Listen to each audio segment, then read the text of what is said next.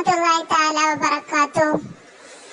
നമ്മുടെ ഭാര്യയോ മക്കളോ അല്ലെങ്കിൽ ആരെങ്കിലും ആവട്ടെ പ്രസവിക്കാൻ പോകുമ്പോൾ സുഖപ്രസവം കിട്ടാൻ വേണ്ടി നമ്മൾ ദുആ ചെയ്യണം. ലേബർ റൂമിന്റെ മുന്നിൽ ഇങ്ങനെ കയ്യും കെട്ടി നിൽക്കാതെ നമ്മൾ ഒരുപാട് ദിക്റുകളും സൂറത്തുകളും ഒക്കെ ഉണ്ട് സുഖപ്രസവം എളുപ്പമാക്കാൻ വേണ്ടി ചൊല്ലേണ്ടത്. അതൊക്കെ പാരായണം ചെയ്യണം, അള്ളാഹുവിനോട് ദുആ ചെയ്യണം.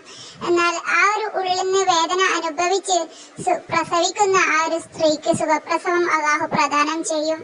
പ്രസവ വേദന അനുഭവിക്കുന്നവർക്ക് വേണ്ടി മറ്റുള്ളവർക്ക് ലേബർ റൂമിന്റെ മുന്നിൽ നിന്ന് ദുആ ചെയ്യാൻ പറ്റുന്ന ഒരു ദുആ ഞാൻ പറഞ്ഞു തരാം. അത് എങ്ങനെയാണ്, ആര് എപ്പോൾ പറഞ്ഞു എന്നും പറഞ്ഞു തരാം. ഈസ അലൈഹിസ്സലാം ഒരു വഴിമധ്യേ പ്രസവ വേദനയാൽ വളരെ വിഷമിക്കുന്ന ഒരു പശുവിനടുത്തെത്തി. നബിയെ കണ്ട ഉടൻ പശു പറഞ്ഞു, യാ കലീം മത്തുല്ലാ, ഞാൻ അകപ്പെട്ട കഠിന പ്രയാസത്തിൽ നിന്ന് രക്ഷപ്പെടാൻ അവിടുന്ന് അള്ളാഹുവിനോട് അപേക്ഷിക്കുക. ഈസ അലൈഹിസ്സലാം ഉടനെ താഴെ പറയുന്ന ദുആ ചെയ്തു. ഉടനെ പശു പ്രസവിക്കുകയും ചെയ്തു. ഈ ദുആ നമ്മൾ ലേബർ റൂമിന്റെ മുന്നിൽ ഒരുപാട് വട്ടം ദുആ ചെയ്യണം.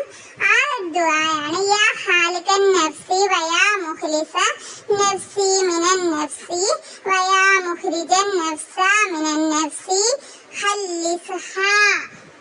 ഈ ദുആന്റെ അർത്ഥമാണ്, നഫ്സുകളുടെ സൃഷ്ടാവ്, നഫ്സുകളെ നഫ്സുകളിൽ നിന്ന് സുരക്ഷിതമാക്കുകയും നഫ്സിൽ നിന്ന് നഫ്സിനെ പുറപ്പെടുവിക്കുകയും ചെയ്യുന്ന നാഥ, അവളെ നീ സുരക്ഷിതമായി രക്ഷപ്പെടുത്തേണമേ.